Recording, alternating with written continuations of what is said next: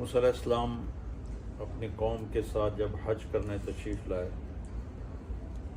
اور واپسی کا راستہ ان کا یہی تھا، تو ان کے صحابہ میں 3 شخص تھے۔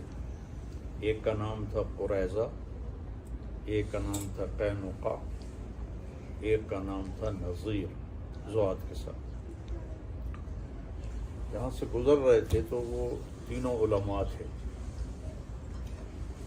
وہ آپس میں کہنے لگے لگتا ہے یہ وہ جگہ ہے جہاں آخری نبی آئیں گے، تو کیوں نہ ہم یہاں رہ جائیں۔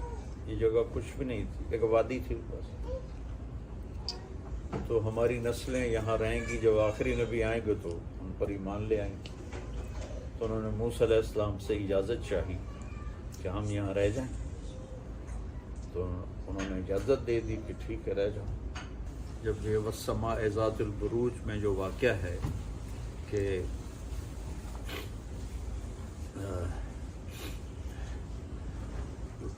یہودی بادشاہ تھا یمن میں، جس نے عیسائی مذہب قبول کرنے پر آگ میں جلا دیا تھا لوگوں کو، قتل اصحاب الاخدود النار ذات الوقود۔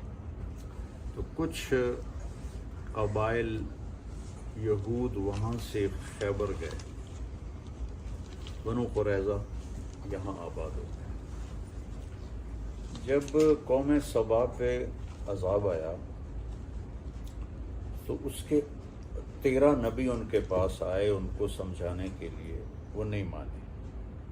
تو وہ ڈیم میں نے دیکھا تھا یمن میں، جب میں گیا تھا 8 گھنٹے کا سفر کر کے میں وہاں پہنچا تھا، اور راستے میں قبائلی لڑائیاں، جگہ جگہ وہ کلاشنکوفیں، بڑا خوفناک ماحول تھا۔ لیکن میں نے کہا دیکھنا ضرور ہے۔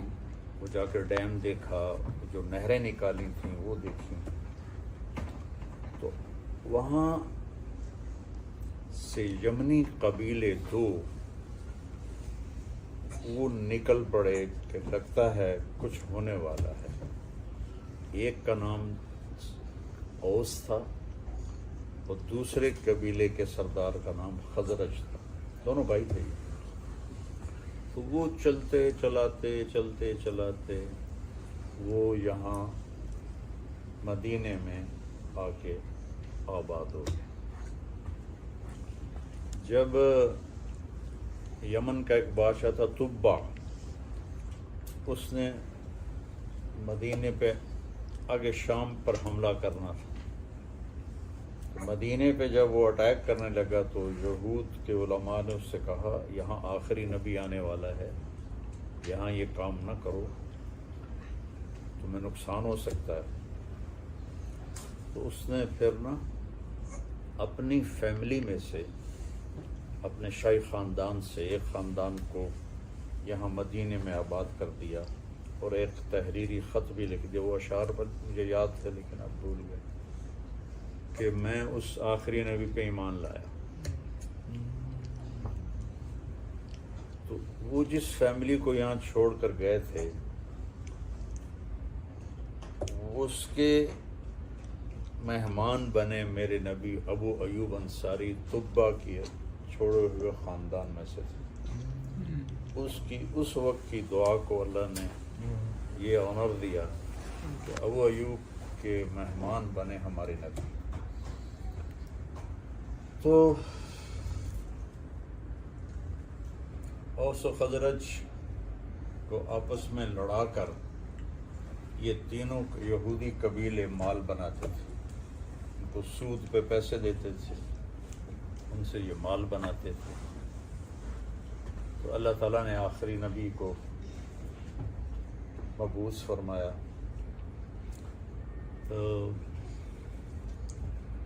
10 سال ہو گئے آپ کو دعوت دیتے، کوئی ایمان نہیں لایا سوائے 150 آدمی۔ تو نبوت کے 10ویں سال آپ مینا میں حج کے دنوں میں مینا میں گشت کرتے تھے، جیسے ہم تبلیغی دوست گشت کرتے تھے۔ کوئی میری بات سن کے ایمان لے آئے۔ تو ایک جگہ سے گزرے تو کچھ لوگ نوجوان وہاں بیٹھے ہوئے آگ روشن کر کے ذرا روشنی کے لیے بیٹھے ہوئے. آپ نے دیکھا سارے نوجوان ہیں تو آپ ان کے پاس گئے, میری بات سنو گے؟ وہ کہنے لگے تم کون ہو؟ کہا میں اللہ کا نبی ہوں. تو وہ ایک دوسرے کو دیکھنے لگے, وہ کہنے لگے یار وہ یہودی باتیں کرتے ہیں کہ ایک نبی آنے والا ہے, کہیں یہ وہ نہ ہو. تو آؤ اس کی سنیں. تو وہ تھے ابو الحسن بن تیہان, عبداللہ بن رواحہ, سعد بن الربیع, اسعد بن زرارہ, نعمان بن حارثہ. یہ وہ وہاں بیٹھے ہوئے تھے.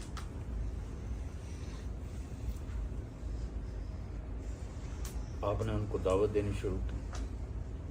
قرآن آپ کیا تھے؟ قرآن سناتے. اور عبادہ بن صامت چھٹے تھے. وہ کہنے لگے ہوا وہ یہ کلام تو انسانوں والا نہیں ہے, یہ وہی نبی لگتا ہے, چلو پہل کرو. تم 6 نے کلمہ پڑھ لیا. آپ اتنے خوش ہوئے. تو کہنے لگے اگلے سال ہم آئیں گے. تو اگلے سال آپ نے مینا میں ان سے ملاقات کی تو 12 لوگ تھے. ان میں یہ 6 پورے نہیں تھے, 3-4 یہ تھے اور باقی دوسرے لوگ تھے. 12 تھے, جس کو بیعت عقبہ الاولیٰ کہتے ہیں, پہلی بیعت. تو انہوں نے کہا یا رسول اللہ ہم اب اگلے سال آئیں گے. تو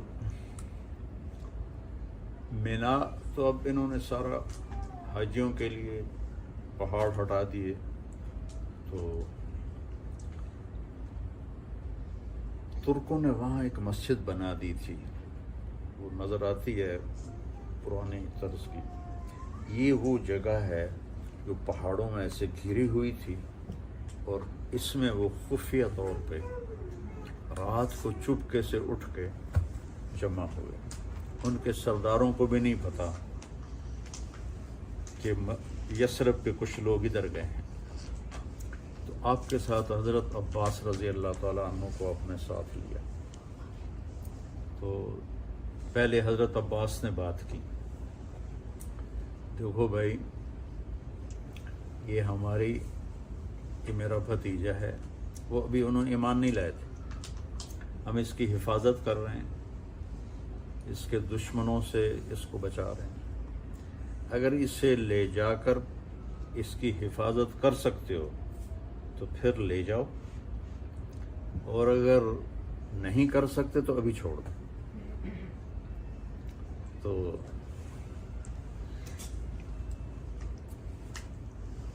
اسد بن زرارہ رضی اللہ تعالیٰ عنہ کہنے لگے یا رسول اللہ, وہ جو پہلی بیعت میں شریک تھے, اجازت ہے میں جواب دوں؟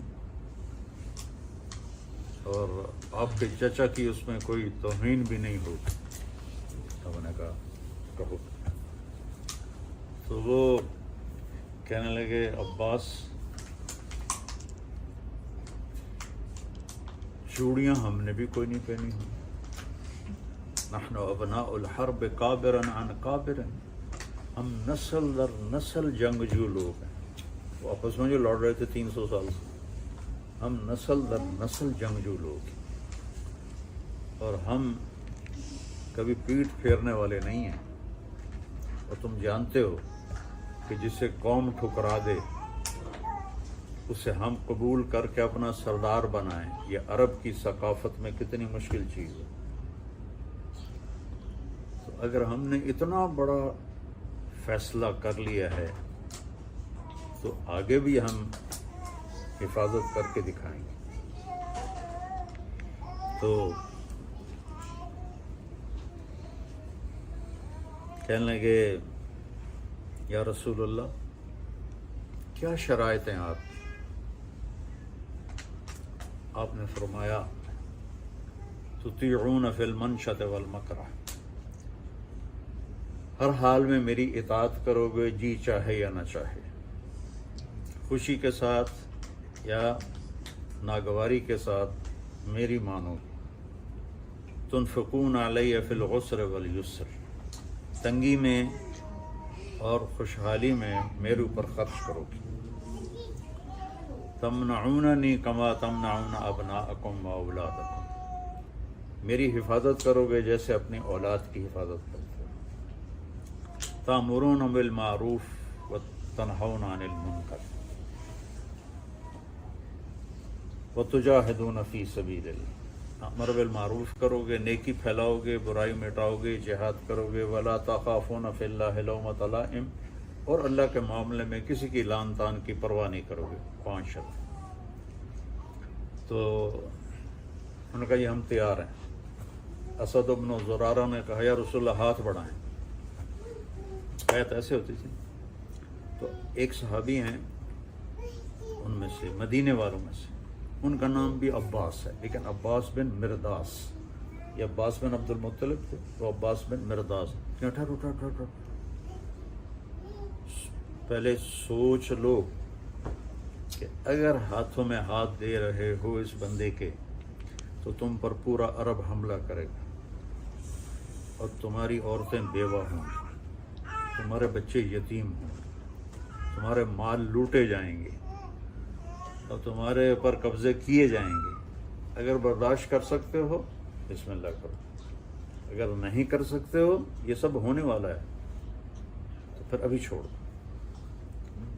تو ابو الحسن بن تیہان نے پوچھا یا رسول اللہ، یہ جیسے عباس کہہ رہا ہے ہمارا بھائی، یہ سب کچھ ہمارے ساتھ اگر ہو جائے تو ہمیں ملے گا کیا؟ تو آپ نے فرمایا تمہیں جنت ملے گی۔ اب پھر تو کوئی سوچنے کی بات ہی نہیں۔ تو اسد بن زرارہ، ابو الحسن بن تیہان، دونوں میں ہوئی دوڑ کہ کون پہلے ہاتھ دیتا ہے۔ تو زیادہ یہ کہتے ہیں کہ ابو الحسن بن تیہان کا ہاتھ پہلے پڑ گیا، اسد بن زرارہ تھوڑا سا پیچھے رہ گیا۔ تو انہوں نے بیعت کی، پھر سب نے بیعت کی۔ حضرت ام منی اور ام عمارہ بھی آگے بڑھیں، کہا نہیں میں عورتوں کو ایسے ہاتھ میں ہاتھ نہیں دیتا، تمہاری ویسے ہی بیعت ہوگی۔ تو عبداللہ بن رواحہ کہنے کہ یا رسول اللہ کر دیں حملہ مکے پر ہم؟ آپ نے کہا نہیں، ابھی مجھے اس کا حکم نہیں ہوا، ابھی تم خاموشی سے چلے جاؤ۔ وہ گئے تو شیطان نے پہاڑ کے اوپر کھڑے ہو کر ایک زوردار آواز لگائی، مکے والوں تمہارے خلاف یثرب والوں نے سازش کر دی۔ یہ آواز قریش نے سنی اپنے کانوں کے ساتھ۔ تو جب صبح ہوئی تو انہوں نے مدینے کے سردار بلا لیے، اب بھائی کیا سازش کرو، کیا سازش کرو؟ ان کو پتہ ہی نہیں تھا کہ سارا کام تو نوجوانوں نے کیا۔ تو وہ کہنے کہ کون سی سازش؟ کہا رات آواز آئی، ہم نے سنی کہ ہمارے خلاف تم لوگ سازش کر رہے۔ کہا ایسی تمہارے کان بج گئے ہوں گے، کچھ بھی نہیں، ہم تو کوئی بھی ایسا مسئلہ نہیں۔ تو چلتے وقت صحابہ مدینے والوں نے کہا یا رسول اللہ پھر اب آئیں نا ہمارے پاس۔ آپ نے کہا جب اللہ کا حکم آئے گا تو میں آ جاؤں گا۔ تو اس حج کے بعد آپ نے ہجرت کی اجازت دی، تو صحابہ نکلنے لگے، 1 2، کوئی چھپ کے کوئی کھل کے۔ حضرت عمر رضی اللہ تعالیٰ عنہ نے جب ہجرت کا ارادہ کیا تو زرہ پہنی اور ہتھیار سجائے اور بیت اللہ کا طواف کیا، اور کہنے لگے جو یہ چاہے کہ اس کے بچے یتیم ہو جائیں اور بیوی اس کی بیوہ ہو جائے تو آ جائے، میں جا رہا ہوں۔ کسی کو جرت نہیں ہوئی اٹھنے، سورے سے دم بخود۔ تو ابو بکر صدیق نے اجازت مانگی تو کہا نہیں۔ تو انہوں نے کہا کیا میں آپ کے ساتھ ہوں؟ آپ نے کہا ہاں۔ تو وہ رونے لگے۔ تو 27 صفر نبوت کا 13واں سال، 27 صفر نبوت کا 13واں سال آپ حضرت ابوبکر کے پاس آئے کہ، اور یہ جمعرات کا دن تھا، کہ آج مجھے ہجرت کی اجازت مل گئی ہے۔ تو وہ وہ کہنے لگے یا رسول اللہ میں نے ایک اونٹنی پال کے رکھی ہے، اس دن کے لیے وہ میں آپ کو گفٹ کروں گا، جو مشہور اونٹنی قصوہ۔ تو آپ نے کہا نہیں میں گفٹ نہیں لوں گا، میں پیسے ادا کروں گا، یہ اللہ کا راستہ ہے۔ تو ادھر قریش کا آپس میں مشورہ ہو رہا تھا، بھائی ہم اس تنگ ہو گئے اس شخص سے، تو اس کا قصہ نمٹائیں، کیا کریں؟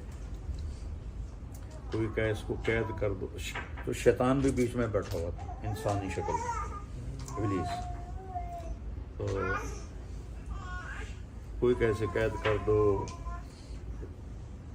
بنو ہاشم کھڑے ہو جائیں، کوئی کہے اسے مکے سے نکال دو، کہ یا دوسری جگہ ڈیرا لگا کے اپنا کام شروع کر دو۔ تو کسی تجویز پہ اتفاق نہیں ہو رہا تھا، تو شیطان نے کہا ایک تجویز میری بھی ہے، تو کیا کہ ہر قبیلے سے ایک آدمی لو اور اس کے گھر کا گھیرا ڈال دو، تو جب صبح نکلے تو سارے مل کے قتل کر دو، تو پھر کسی ایک پر الزام نہیں آئے گا، تو بنو ہاشم سب سے تو نہیں لڑ سکتے۔ ہاں یار تو نے صحیح بات کی۔ نے حضرت علی کو اپنے بستر پہ سلایا، ستمبر کا مہینہ تھا، گرمی تھی، تو باہر آپ صحن میں چارپائی تھی، تو انہوں نے اپنے اوپر چادر لے لی اور آپ باہر نکلے اور مٹھی ریت کی لی، اور وجعلنا من بین ایدیہم سدا ومن خلفہم سدا فاغشیناہم فہم لا یبصرون۔ ہم نے ان کے آگے بھی دیوار کھڑی کر دی، پیچھے بھی دیوار کھڑی کر دی، وہ اندھے ہو گئے اور ایسے پھینکی، وہ سب کی آنکھوں میں پڑی اور تھوڑی دیر کے لیے سب کو نظر آنا بند ہو گیا، آپ آرام سے نکل گئے۔ تو شیطان نے شور مچا، وہ نکل گیا نکل گیا، تو انہوں نے دیکھا تو آگے حضرت علی سوئے ہوئے تھے، کہا نہیں نکلا نہیں نکلا، وہ پڑا ہوا ہے۔ ایک نے اٹھا کے پتھر مارا، حضرت نے ہائی کی، دوسرا پتھر مارا، ان کے آئے تیسرا، 3-4 پتھر پڑے تو ان کی آواز نکلی۔ خیر وہ مطمئن ہو گئے کہ ایسا نہیں ہے۔ آپ ابوبکر صدیق رضی اللہ عنہ کے گھر گئے، تو وہاں سے یہ 27 کی رات ہے اور شب جمعہ ہے، جمعہ کی رات۔ آپ چلے غار ثور، یہ غار ثور ابوبکر نے کہا یا رسول اللہ آج کے دن کے لیے میں نے ایک جگہ تلاش کی ہوئی ہے، تو ہم وہاں چلتے ہیں، جب ہماری تلاش رک جائے گی پھر ہم نکل جائیں گے۔ تو ادھر مدینہ ادھر غار ثور، ایسے وہ بہت اونچا پہاڑ ہے، تو ہمارے نبی پنجوں پہ چل رہے تھے، ایسے پاؤں نہیں رکھ رہے تھے، کہ اس زمانے میں کھوجی ہوتے تھے جو پاؤں کا نشان پہچان کے اور آخر تک پہنچاتے تھے۔ ہمارے دادا کے بھائی کا اونٹ گم ہوا تھا جب کچی سڑکیں تھیں، تو وہ اس کے پیچھے چلتے چلتے چلتے، گاؤں کا پتہ ہے نا، ڈیرہ غازی خان پہنچے، ڈیرہ غازی خان سے چوٹی پہنچے اور اس ڈیرے پر پہنچے جہاں اونٹ بندھا ہوا تھا، 300 کلومیٹر۔ سڑکیں کچی تھیں تو وہ اتنے ماہر ہوتے تھے کھوجی۔ اور ابوبکر کبھی آگے چلیں کبھی پیچھے چلیں، کبھی آگے چلیں کبھی پیچھے چلیں۔ آپ نے کہا کیا کر رہے ہو؟ کبھی آگے آ جاتے ہو کوئی پیچھے آ جاتا۔ کہا جی جب خیال آتا ہے کوئی آگے چھپا ہوا نہ ہو تو میں آگے ہو جاتا ہوں، جب خیال آتا ہے کوئی پیچھے سے حملہ نہ کر دے تو میں پیچھے ہو جاتا ہوں۔ تو آپ نے ان کو دعا دی کہ جب آپ پہاڑ پہ چڑھنے لگے تو کوئی 3 کلومیٹر کا سفر تھا، تو پنجوں پر چلتے چلتے پریشر آ کر کنکریاں چبھ چبھ کے انگلیاں زخمی ہو گئیں، تو وہ جم نہیں رہی تھی چڑھائی پر۔ ابوبکر صدیق نے آپ کو اپنی کمر پہ اٹھایا اور پورے پہاڑ طے کر کے اوپر پہنچے۔ تو مکے میں جا کے دیکھنا آپ لوگوں، تو آپ کو باہر بٹھا دیا اور خود اندر گھس گیا۔ اندھیرا تھا، چاند کی روشنی تو تھی نہیں، 27 کی رات تھی، تو ٹٹول کے سارے سوراخ بند کیے۔ پھر سوراخ باقی تھے تو اپنی پگڑی اتار کے پھاڑ کے بند کیے۔ پھر بھی سوراخ باقی رہ گیا تو اپنا کرتا اتارا اور پھاڑ کے سوراخ بند کیے۔ ایک باقی رہ گیا، وہ جس میں سانپ تھا، اس پہ اپنی ایڑی رکھ، کہا یا رسول اللہ آ جائیے۔ اندھیرے میں آپ کو نہیں پتہ چلا کہ ابو بکر نے کیا کیا؟ جب تھوڑی صبح ہوئی، روشنی ہوئی، تو دیکھا ابو بکر کے نام پگڑی نہ کرتا۔ کہا ابو بکر یہ کیا؟ کہا یا رسول اللہ یہ سارے سوراخ تھے، مجھے ڈر لگا کوئی چیز اس میں نقصان دینے والی نہ ہو، اس لیے میں نے کرتا پھاڑ کے، پگڑی پھاڑ کے یہ سارا بند کیا ہے۔ تو ایک دم ہمارے نبی کے آنسو نکل آئے، رونے لگے۔ کہ یا اللہ میں ابو بکر سے راضی ہوں، تو بھی اس سے راضی ہو جا اور اسے جنت میں میرا ساتھی بنا جا۔ تو ایک دم جبریل آئے اور کہنے لگے یا رسول اللہ، اللہ تعالیٰ خوشخبری دے رہے ہیں کہ ہم ابو بکر سے راضی ہو گئے اور جنت میں آپ کا ساتھی بنا دیا۔ تو آپ کے بیٹے تھے عبداللہ بن ابو بکر، وہ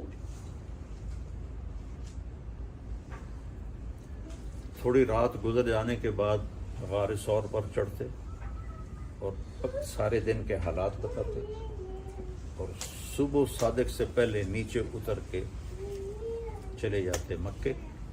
تو پیچھے آپ کے غلام تھے، وہ وہاں بکریاں چھوڑ دیتے تاکہ قدموں کے نشان کو کوئی پہچان نہ لے۔ اور